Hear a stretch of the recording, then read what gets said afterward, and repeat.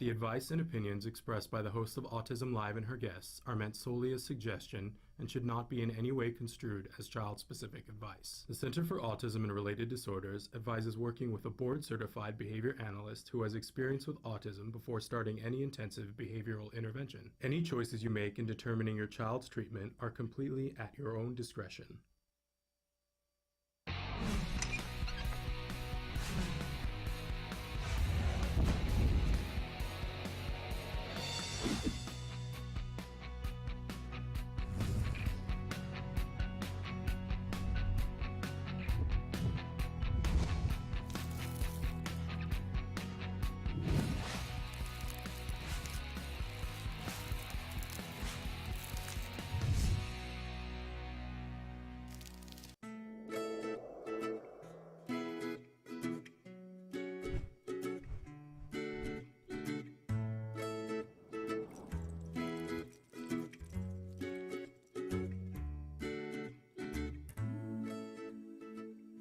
Hi, and welcome to Let's Talk Autism with Shannon and Nancy. I'm Nancy Alspaugh-Jackson. And I'm Shannon Penrod. Hi, how are you? Good to be here with you. Good to be here with you on this Friday morning. Yes, I'm very excited to be here. We got a big show and a lot to cover. And should we start within the news? Sure. So Washington Post posted something the other day that said, raises the question that a lot of people are asking, are we languaging autism the way we should be? Because words have meaning, right? The title of the article is A Medical Condition or Just a Difference? The question roils autism community. Now this is something that we've heard people before, that we will often hear people when we're out and about interviewing like stars and celebrities and people who aren't part of the autism community, they will sometimes use the word disease. Yes. And then we get all uptight like, oh, you know, it's not a disease, you know, it's a disorder. A neurological difference disorder, right. Well, and again, you know, like, if you look at the medical journal, it says it's a disorder. And I always say, well, that's what it is, and so that's what, but I personally feel like it's a neurological difference. Right. And sometimes, I mean, there is a disorder, and I always say to people, look, when you're looking at the diagnosis, there is something called the autism spectrum disorder. And it says right on it that your life has to be disrupted by it in order to be considered the disorder. Mm-hmm. But I know people who have autism that it's not a disorder. It's almost an attribute and something that we're actually going to talk a little bit in a minute about a climate activist who says her autism is what got her into this and what focuses on her. What this article focused on was a play called All in a Row that it's been very controversial. Very controversial. It's about a nonverbal and aggressive child, 11-year-old child, who is separated from his family by child services, and he is played by a hand puppet, a child-sized hand puppet, which got a lot of people in the autism community.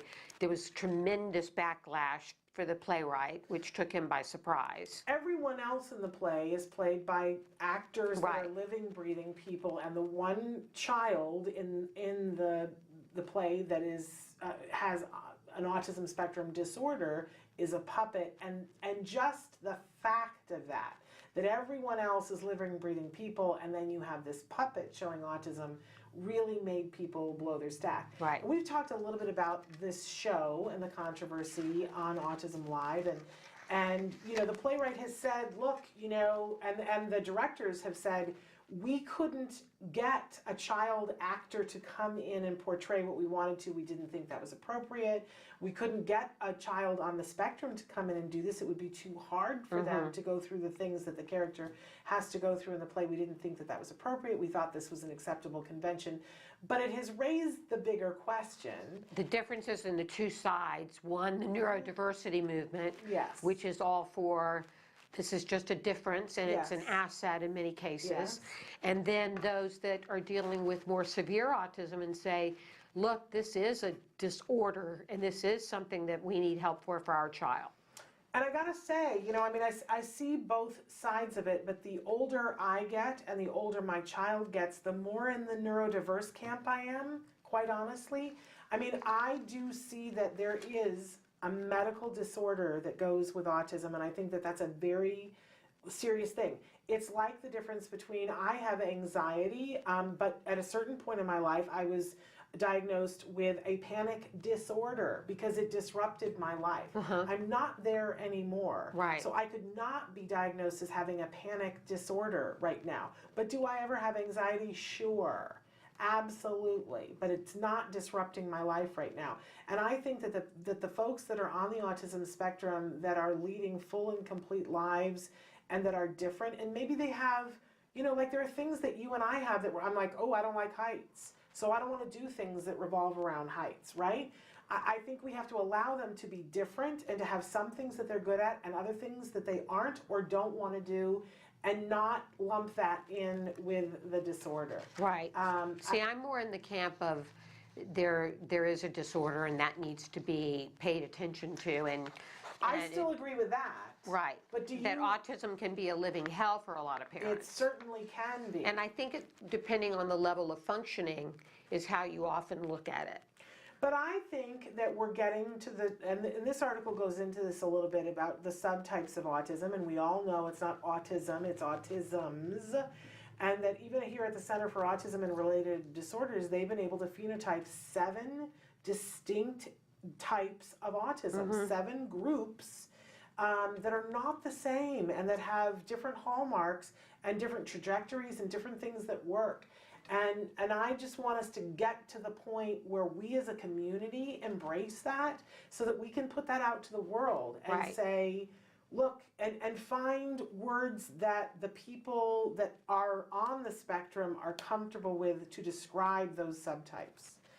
So that we're not all, I think it's very difficult. Last night I was talking to a child who asked me what I did, and I said, I host a show about autism.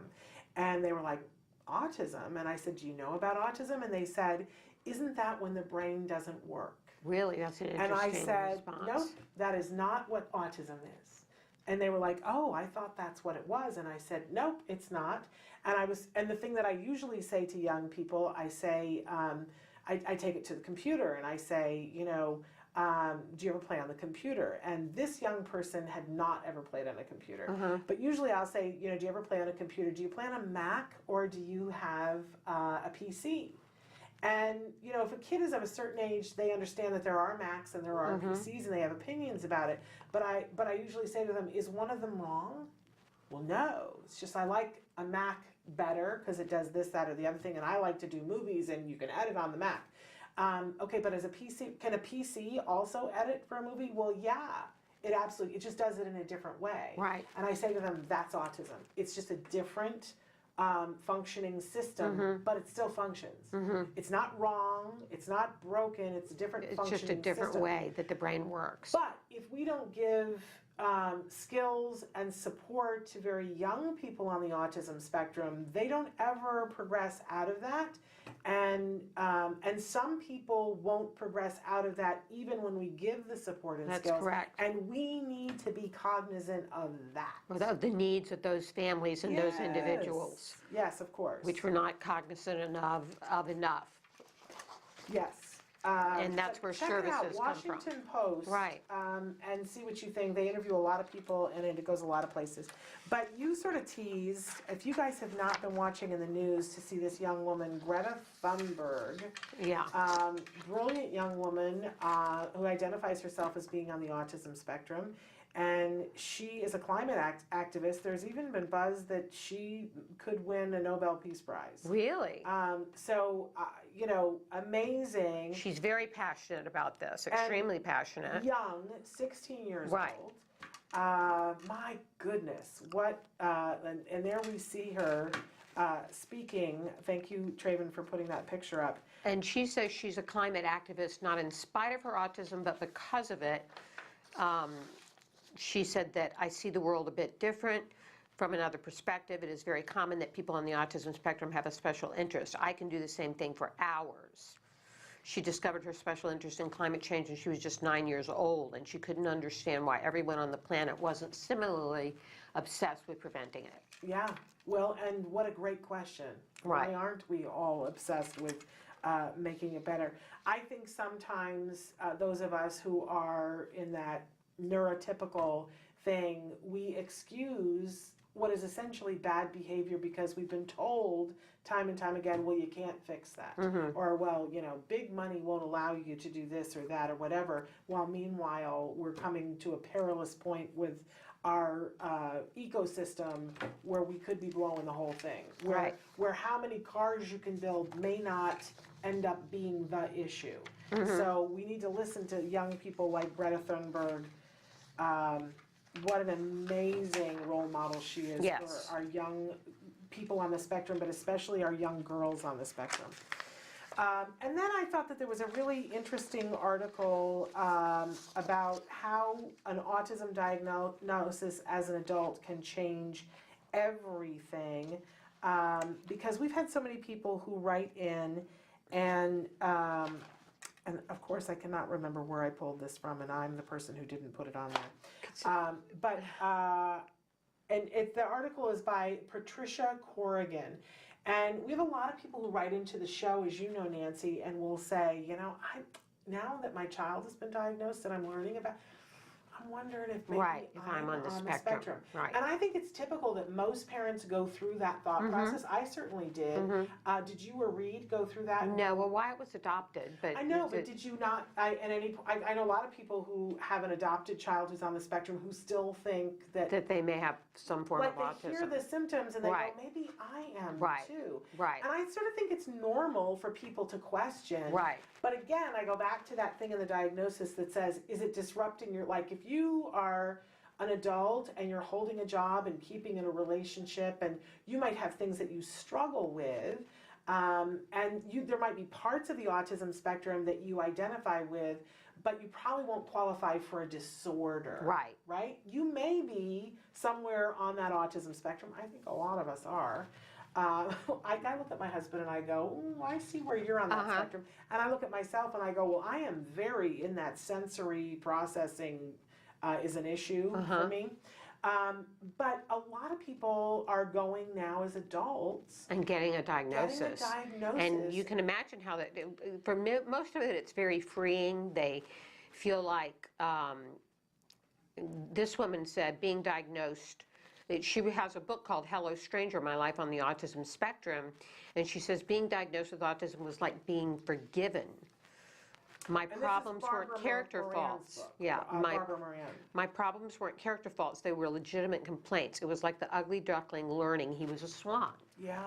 Well, and when I think about the adults that we have had on the show that got their diagnosis as an adult, and I'm talking about people like Anita Lesko. There's the preacher from the South that his name is escaping me at the moment. But we've had a number of moms come on the show and who got their diagnosis later, and I always say to them, like, so did it make a difference?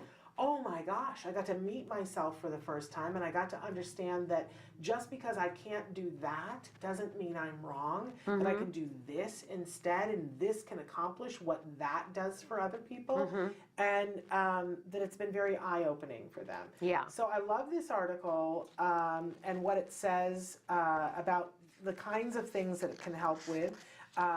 She says that after being overtaxed by environmental demands such as a new job, getting a divorce, or being fired, eccentricities may come forward that indicate hidden ASD.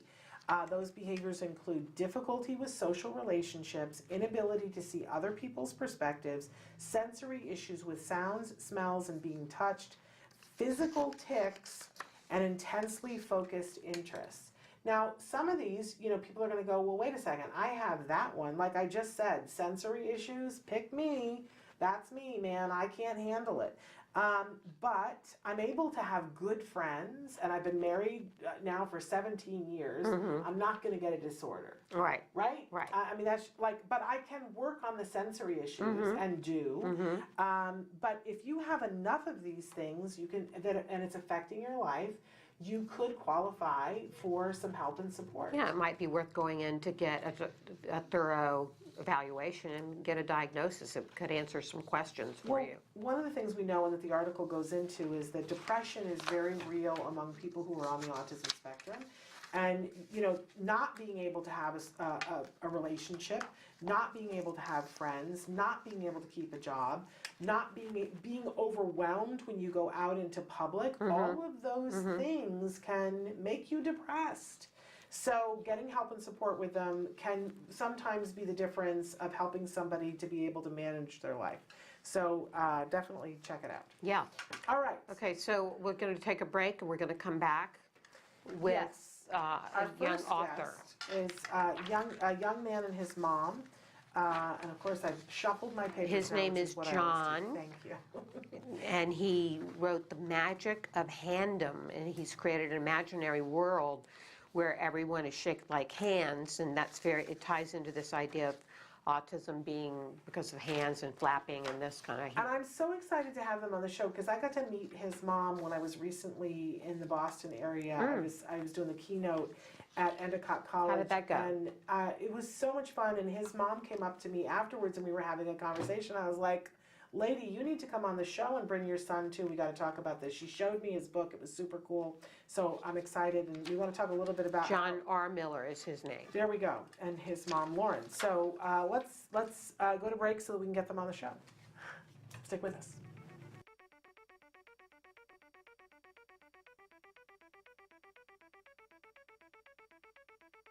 Hi, I'm Shannon Penrod, and we're at the ABCs and XYZs of Special Needs Conference.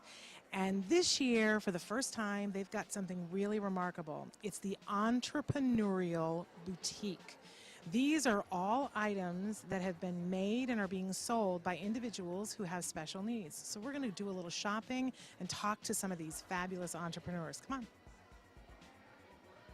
My name is Molly Rarick, and I'm founder of Breed's Gift. We're a nonprofit that serves teens and adults with special needs like Chase here.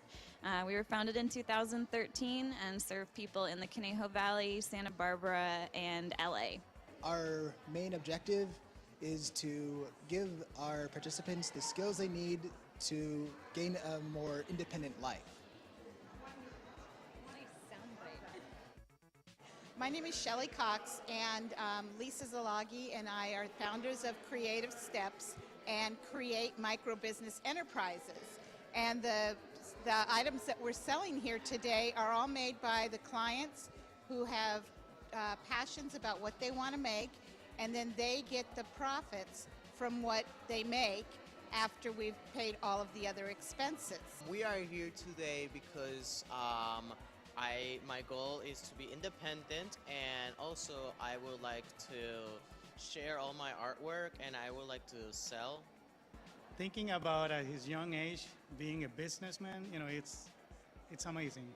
I cannot be more proud.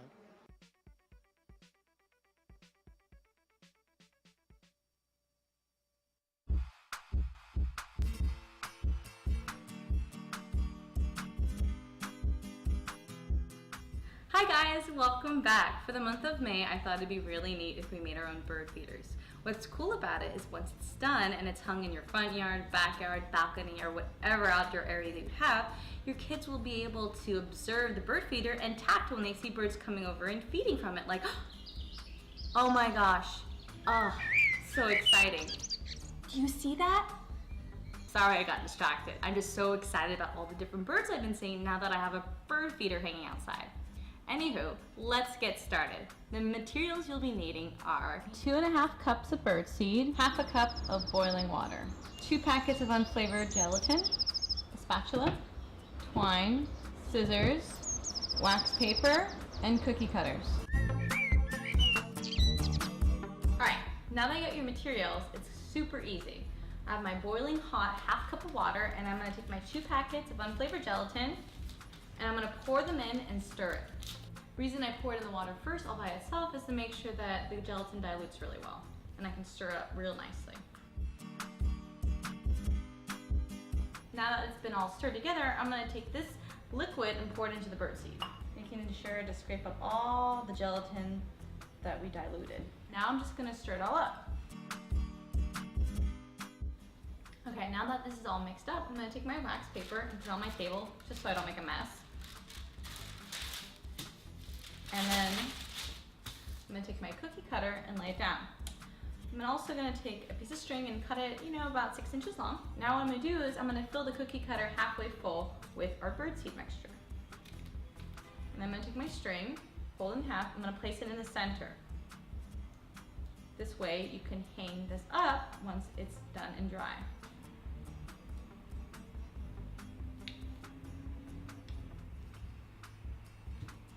Okay, now that it's full, I'm just gonna pack it in. So now that this is all compacted, it's gonna take about 6 hours for the gelatin to get completely hard. If you take it out too soon, the whole thing's gonna fall apart. So let's wait a little bit and I'll see you guys in a few moments. All right, it's been 6 hours now, so let's see if this little guy worked out. So I'm just gonna pull him up and pop him out, okay?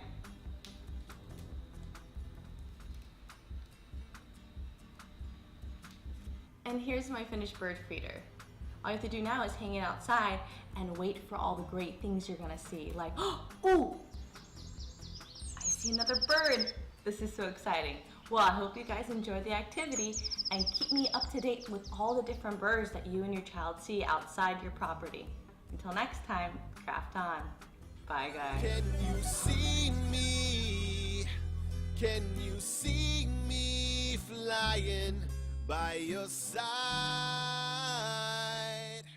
We're back, and as promised, we are joined now by John R. Miller and his mother, Lauren Miller, coming to us via Skype. Hi, guys. Hi, how are you? We're great. How are you this morning? Pretty good. We're thrilled to have you guys. I said before the break that Laura and I had an opportunity to meet you after a talk that I did at Endicott College, and you were showing me your son's book, and I was like, okay, you both have to come on the show. So John, I'm so excited that you're here. Your book is The Magical Heart of Handom and Adventures in Handom. And I was just fascinated by this. Let's start by talking about, where did the idea for the book come from? Well, basically came from an idea when I was a little boy. I used to wrestle and play with my own hands, and I created this whole universe on my own hands called Handom. I love it. So Handom was an alternate universe, an imaginary world? Yes. And it's a colony where everyone is shaped like hands, is that correct? You got it. Lauren, do you have one of the books there that you can hold up? Sure. If you give me a sec, I'll get one. Okay. So while she's getting one, why don't we talk a little bit about how do you identify yourself having to do with autism, John? Well, I feel that when I first found out I had autism, I was pretty devastated. Like, I feel like I was different from everyone else. But then I realized over the years that I finally agreed this year I am proud to have autism. And now I'm trying to teach other kids that it's okay to have autism, that no matter what you have, you're still who you are inside. And that's a great thing. What a wonderful message. So Mom, can you hold one of those books up so that I sure can. So this is our second book? The Magical Heart of Handom, okay. Yes. That's a prequel to this book, Adventures in Handom. Okay. And John, how do you feel like your autism helped you in writing these books?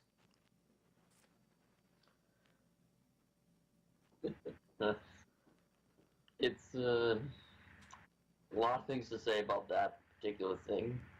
Okay. But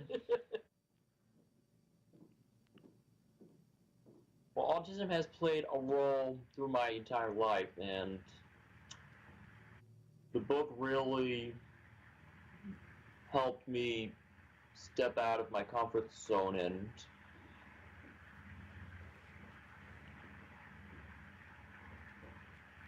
Understood. Huh? We understand. It helped you step out of your comfort zone. And in this case, you Basically- use differences, not only use differences to create this world, right? Yes. So Okay. I want to, Lauren, what was this like? Because a lot of parents are watching right now, and we're all trying to feed our kids' passions. We're all trying to help and support them. What was it like for you, supporting your son through writing these books? And what did you think about this? And did you think this was going to be something as exciting as it is?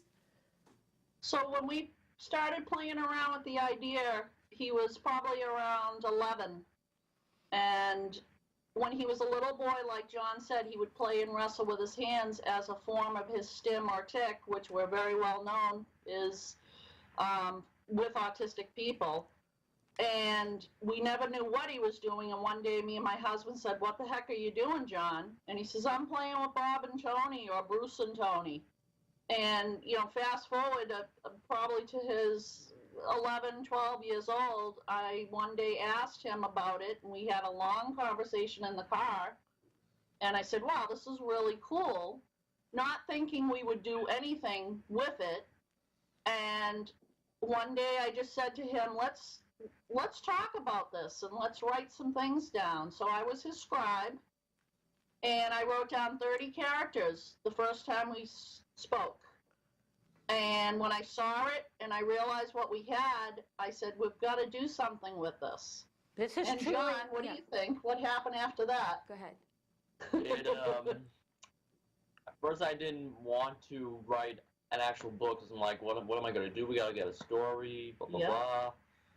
But after a couple of months, I finally agreed to do it and see if it would do anything with us. And it turns out in the end, it ended up paying off something really good. Yeah. And what's your dream about these books? What do you hope will happen with them, John?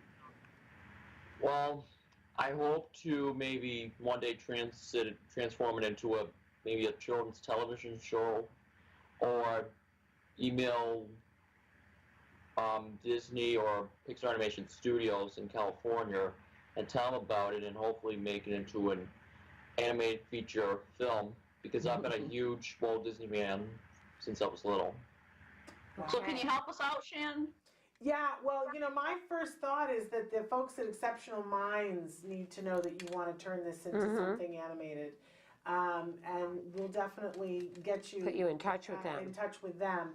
And then, who knows whether they can get you to Disney or not. Disney, pay attention. Yeah. That's right, Disney. Idea. I hope you're listening. Yes, that's right. What a wonderful thing. Okay, so Lauren, I'm sure people are wanting to know, and John, wanting to know a little bit about the backstory on this, and John, you're such a well-spoken young man. They're going to want to know, when were you diagnosed? What particular signs of autism besides the stimming were you guys seeing? So John had a normal birth. Everything was fine. We noticed a couple of little things, but at 2.5, I describe it as the light went right out of John's eyes. He just shut down, and we didn't know why. We still really didn't think autism was there. I think my husband had thrown it out there one time and went to the pediatrician. Pediatrician said he was fine, and we finally got him into a preschool and thought he was doing okay. And luckily the teacher has special needs children herself, the director of the school rather, and was our guardian angel, and said, "Your son is 2.5 years behind everybody in school, and I think there's a problem," and set us on the path of getting him diagnosed with PDD, which is the old way of saying autism. How old was he when he was diagnosed? About 5.5. Okay. And then what did you do at that point? What was your path after that? Well, obviously it was devastating. All I knew about autism was Rain Man back then. There wasn't a lot of resources, so I just threw myself into research and as much investigation, much information as I could get, and learned my way around the back roads of what families did with other autistic children. So we got him into a public school right away. So he was doing daycare and public school at 5.5. And we got all the therapies, we got OT and speech and occupational therapy. And he was always very, very bright, smart, could read quickly. Right. But it was just other things, and he also was physically very weak. So we used sports as a platform to help him with his confidence and his physical weakness. Yeah, let's talk a little bit about his sports background, because he's won gold medals in Special Olympics gymnastics, in track and field, and taekwondo. Tell us a little bit about your sports activities, John. You want to take that, John? Once when they found out that it was autism, the teacher said I was one of the weakest kids in the school, and my parents got me into sports, and turns out after that it worked really well. It got me more strong, and I loved doing sports from then on. And you do track and field too, right? Yes. We're looking at a picture of you doing karate. You're so accomplished for someone so young. What do you think the secret to your success is? What?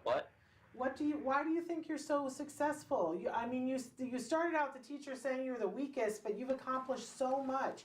What do you think is responsible for that? Just a lot of things happened over the years, like gymnastics thing was really good, and then I finally participated in my first ever Special Olympics for gymnastics, the Massachusetts Special Olympics, and we didn't know what was going to happen, and turned out I was just 10 years old, so in that picture with all the medals around me, I was 10. I know, I'm like a peanut. Isn't he a peanut? I'm like a peanut, like that's what she says. I love it. But basically, I think one of John's biggest traits is he never gives up, and he's a very hard worker. So he was never like the top at taekwondo or the top at gymnastics, even though he's accomplished all this, but it didn't stop him. And I think, just as we all know, you have to have a good support system at home.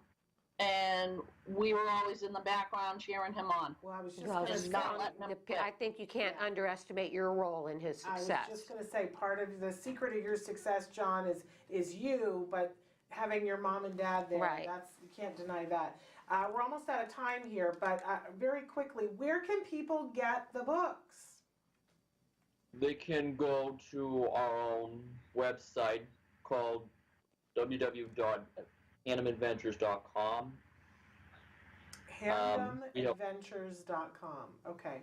Yes, and we have a full website. Talks about, if people want to know more about me, they can talk about my life, what's been going on, and if they want also to buy the book somewhere else, they can look at our upcoming events. We have a couple events coming up this summer. We're doing Kids Con in like couple of weeks. Yeah, we're gonna do our first kind of Comic-Con in Nashua, New Hampshire. So we're pretty excited about that, to be a vendor there. And John is going to be doing some readings at some schools, obviously in Massachusetts area. And we should say that on Facebook they can find you at Land of Handem. That's correct. That's right. That's a yes. Please go on, like us. Share your stories with us. That's my favorite part of this. Is I was formerly a CPAC president, and I'm still in the same role in just a different way now, where I'm able to, talk with parents.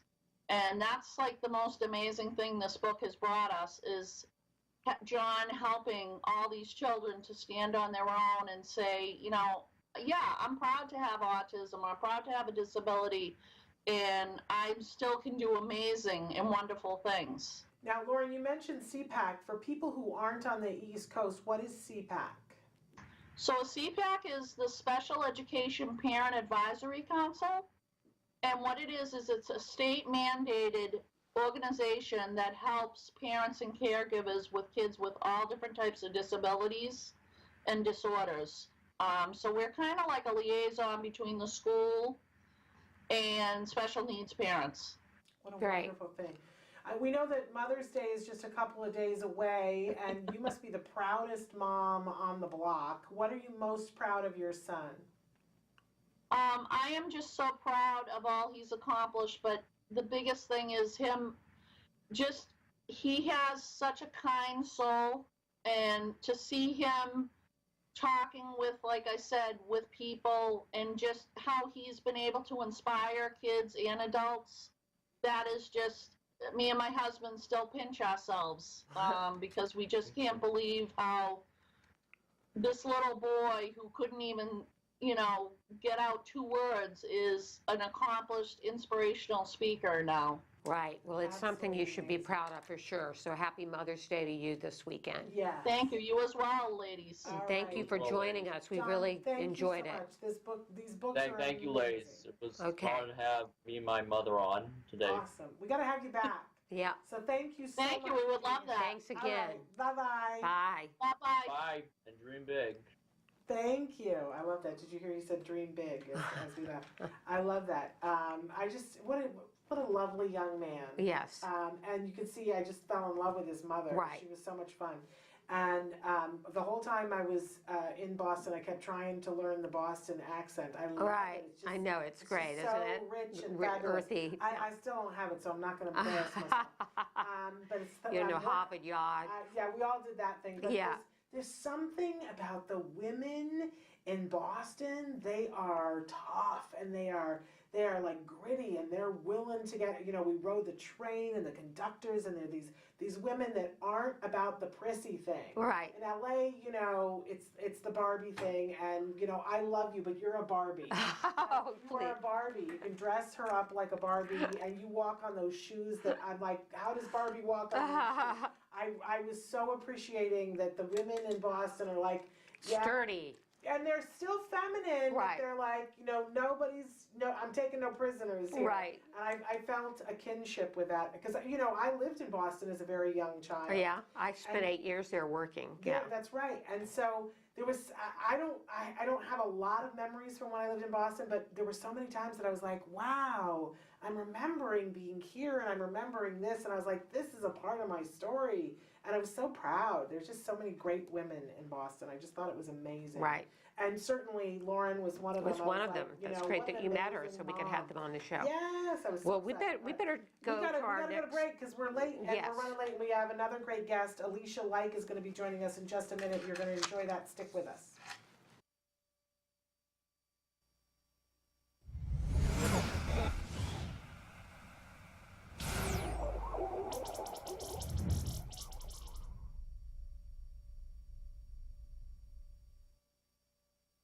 Can you say hello? Say hello. AJ? Stop crying. AJ, let's eat. Can you eat, AJ? Let's eat, son. Have a fry.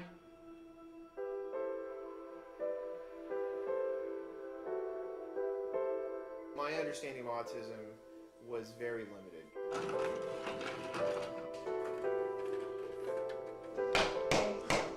He would lick tires on cars, windows, you name it. And so we went to the 13-month checkup, and I remember our pediatrician, he said, well, he probably has autism. There's nothing you can do about it. Come back in a year when he's 3. Our initial understanding of what the ABA program was basically all we picked up from this clinic in San Antonio? He didn't pick up any signs the entire 8 months that he was there. I think the difference came when we changed vendors. We were very impressed with the way that CARD actually gathered data to be able to quantify the progress that he was making. They have a curriculum that they follow that's tailored to each child. They were identifying AJ's strengths and weaknesses. We were finally starting to see real progress. Good, AJ. Here's eggs. The first thing CARD did for us was, I remember the first time AJ said, "Mommy, I want you." And that was the most wonderful thing ever. There's hope. Yeah, That's when I knew that there was hope. I never thought that AJ would be able to say that. It was like a gift from God. It was so fantastic.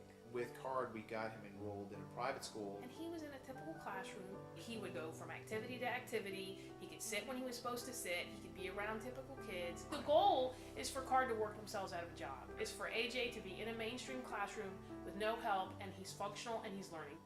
We're really grateful to all of the therapists. AJ would not be where he is without them, and we will never be able to repay the part of themselves that they gave to him to make his life better and to make our lives better.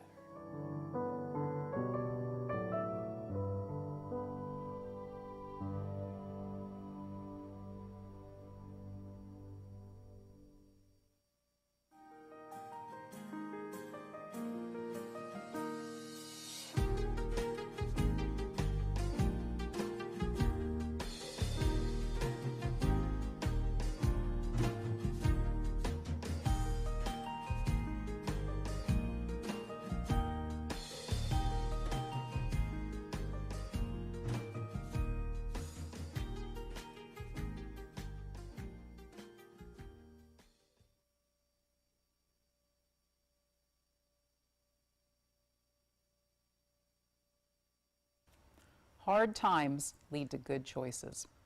Many times you're going to find out that change is coming and it's not something that you like to see. Things sometimes just don't work. Sometimes you have to put your child in a new school. Sometimes you have to put them in a different classroom.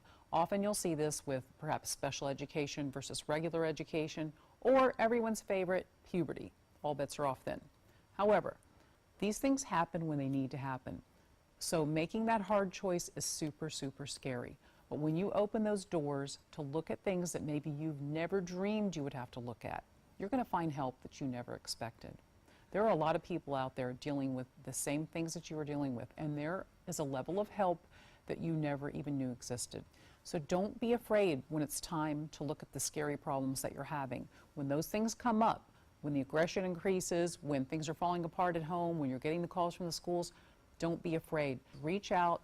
Find out what you need to do. You might need to look at new schools, new housing. You might need to access new levels of service. But I am telling you, you're going to see amazing things. There are children that, as they grow, do things with the help of others, very specialized support, that you never thought they could do. So once you do that and you meet the child where he or she is and you give them what they need, everybody can do better, and you're going to see amazing progress. What is autism? What is autism? What is autism? What is autism? What is autism? What is autism? I've been asking myself that for a very, very long time. Let me think about that one. Trying to, just, Jeez. Let me think. Oh man, that's a big one. Yes. Autism, Autism is a neurological disorder that affects many of our kids in different ways. It's a learning disability that affects the cognitive functions of the brain. A lot of people have the misconception that it's a disability, and it's really not. I look at it as like a special gift. When one person thinks differently from another. It's an opportunity for everyone to learn to understand someone that's a little different than them. Autism is the ability to educate. They're given so much talent in different areas. To me, autism means a chance to be with and be around people you really care about. Autism is beautiful. It's a way of seeing the world differently. It's always unique, totally intelligent, and sometimes mysterious. Happiness that comes out of my son's hard work. Is a movement. Unpredictable. That's right. Awesome. Love. The field I want to work in. Laughter, fun, joy. Autism is beautiful to me. I want you to remember these three words. There is hope.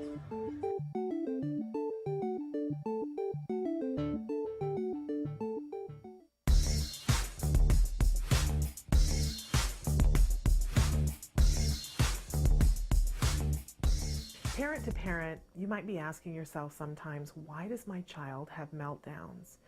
Well, the difference between tantrums and meltdowns, tantrums, they're a part of typical development, but meltdowns are when things get a little bit more out of control, when even the child isn't sure what's entirely wrong. Generally with a meltdown, there's an environmental component. There's something else going on outside the child that's making the tantrum worse. It's really important that we start to be detectives and take notes and look around at the environment and start to figure out what are the things that happen every time your child has a meltdown. And lastly, it's important to get help. You really can't face these kinds of things effectively completely on your own. Tantrums, they're a part of typical development, but don't accept meltdowns as something that just happens. Make sure you get help and support. You might be asking yourself if your child has autism. Hi, I'm Lisa Ackerman. Welcome back to Talk of Facts. We hear questions all the time, and we want to give you the answers that help make your journey in autism easier and more navigatable. Less than a year ago, we interviewed the top 100 doctors in the United States working with children on the spectrum, and we asked them a question in the cloak of secrecy. What are the top 3 mistakes parents living with autism do? Number 1, and the one that makes me laugh the most, is when they use their physician as a marriage and family therapist. 1, the doctors told me it made them uncomfortable, and 2, they were highly unqualified to provide that type of advice. So the night before your physician appointment with your MAPS doctor, get together with your spouse, significant other, and write out the list of the targets in the agenda that you want to cover at the physician's appointment. Get in sync. Then you'll be definitely spending less time and not making that doctor so uncomfortable. Second thing that was the most common mistakes parents living with autism make is they want to go too fast. And really, you want to pace yourself in the autism journey. We all know that we want to get our kid to be the best they can be and hopefully recover from autism. And what a lot of the doctors have told me is that you want to really pace yourself. 1, to let the labs be your guide. And 2, work with your physician on the prioritization and the delivery of the different medical interventions. The third most common mistake they felt families made was giving up too soon. And what you need to know is they're invested. They're looking at wanting to get the best from your child. But I tell you that when I got that and consolidated the 100 interviews with these physicians, most of the doctors who brought that up had tears in their eyes. They want you to know that they're in the fight with you, and they want you to know that hope is really real. It may take hard work and it may take time, but to not give up and to stay in the game. So let Talka help you. We'll have some more Talka facts for you in the future, real questions and real answers for the autism journey.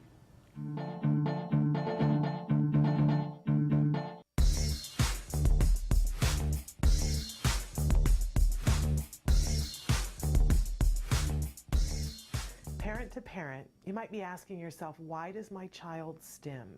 Well, first of all, let's talk about what stimming is. Stimming is a slang term for self-stimulatory behavior, which is kind of a misnomer anyway, because a lot of the times when our children engage in these kinds of behaviors, they're not to stimulate themselves. Sometimes they're to soothe themselves.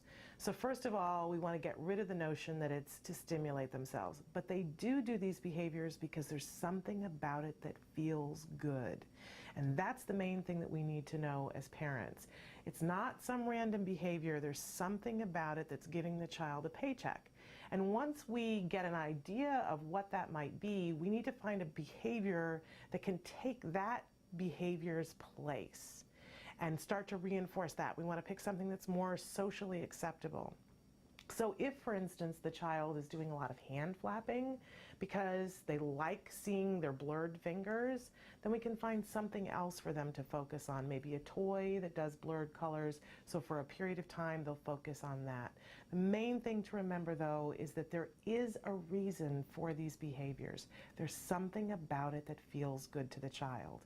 And once we know that, we can begin to change it. There's a phrase that's being used in the autism community called stimming. Welcome back, you guys. We're having a passel of problems Right, with the Skype. technical.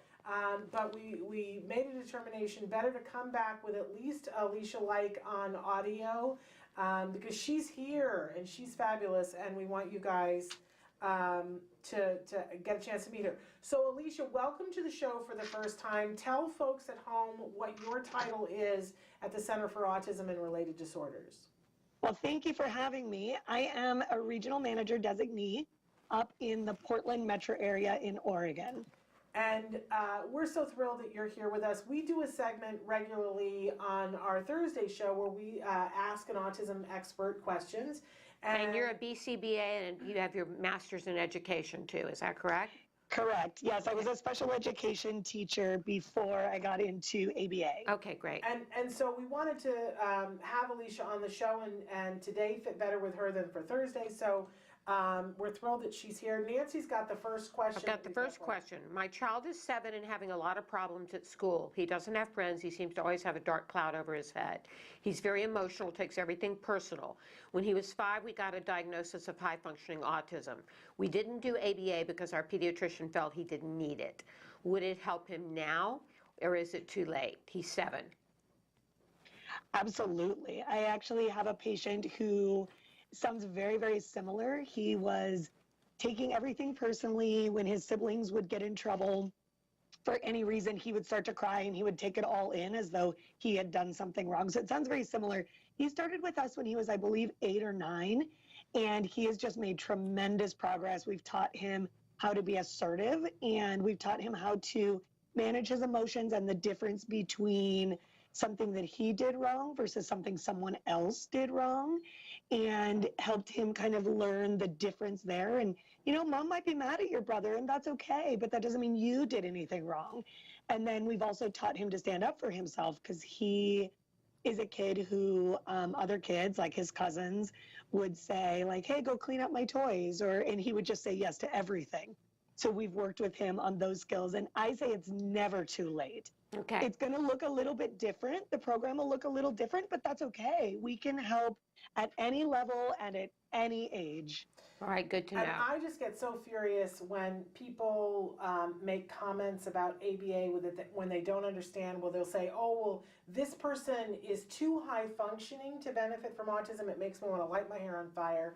And then the flip side, when people say, oh, your child doesn't have enough skills to benefit from ABA, and that makes me nuts too. Because, you know, when you think about the wide spectrum of people on the planet that benefit from ABA, it's everything from very small children who don't have a skill level up through Olympic athletes who benefit from ABA. Right. So I thank you for that answer, Alicia. Moving on to the next question. My teenage daughter is autistic. We are trying to teach her about hygiene and self-care. It's not going well. My husband is so fed up, he is suggesting that we just let her not take a bath until she's so uncomfortable she decides to do it for herself. I don't think that's a good idea. She goes to school, her teachers will think that we don't care. What do you suggest?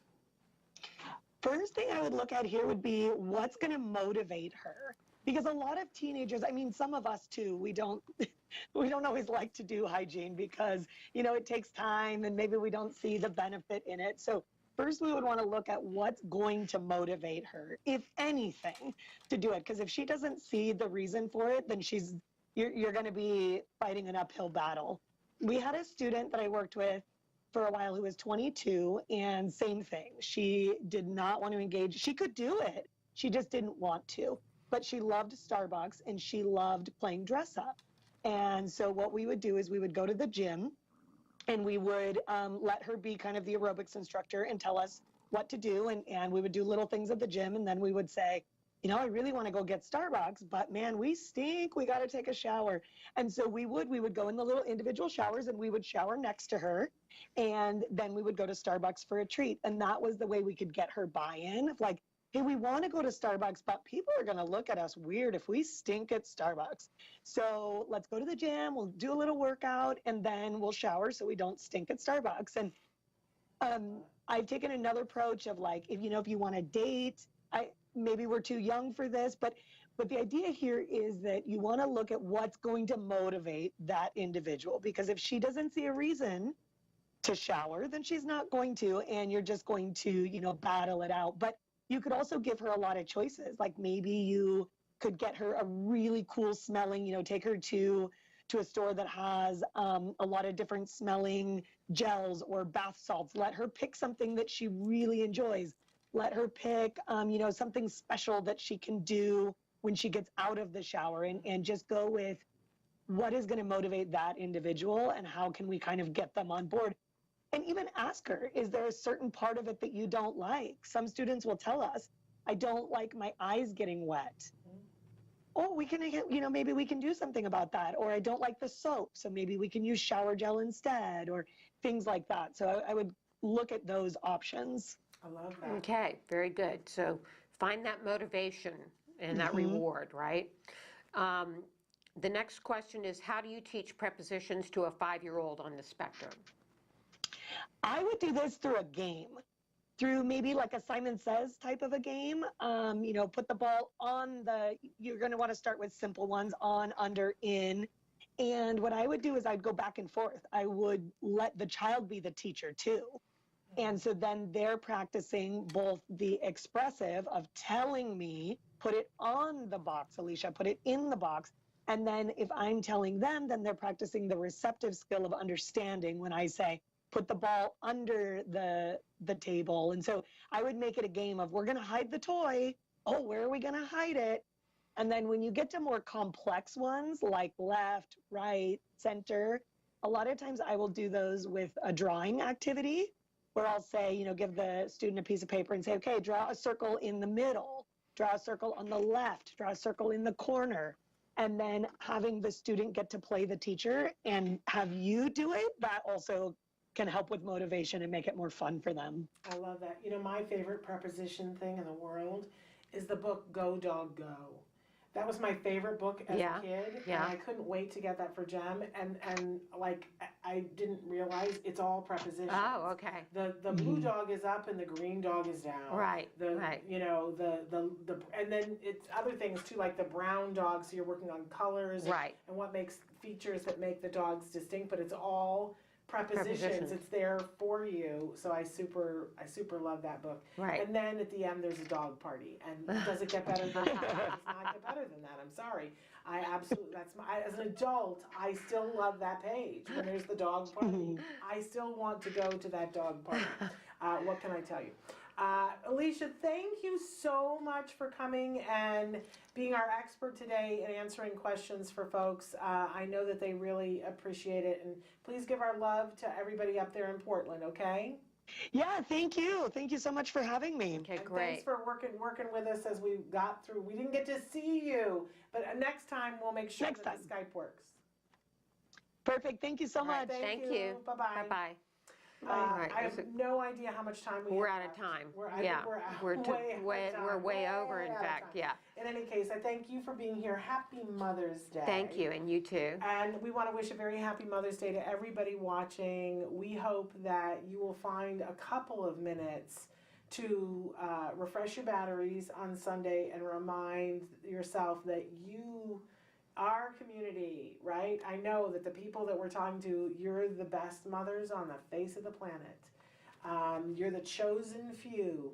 And sometimes that's not easy, right? No, Nancy? sometimes it's very tough. But, you know, that's how you earn your stripes in the superhero That's camp, right. Yeah. Because I know you guys are awesome. So please take some time for yourselves. Enjoy yourselves. We'll be back on Monday. Bonnie Yates will be with us answering your questions. Until then, give your kiddos a hug from me. And give yourselves a big hug from me. Bye-bye for now. Bye-bye.